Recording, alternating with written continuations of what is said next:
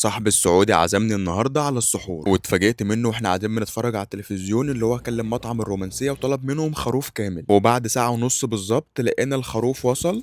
حي الله ابو حميد، يا هلا وسهلا، نورت. بدأنا نفرش ونرص الحاجات اللي كانت جايه مع الصينية، اللي هو اللبن بقى والدقوس والحاجات دي كلها. اللهم صل على النبي، الخروف كان تقيل كده ومحمل ما شاء الله. بدأت اكل بقى اللحمة بتاعت الخروف، كانت دايبة كده وطعمها حلو جدا. ومحدش يستغرب يا جماعة، هي ثقافتهم غير ثقافتنا خالص في مصر، هما بيتسحروا كبسة عادي مفيش مشكلة.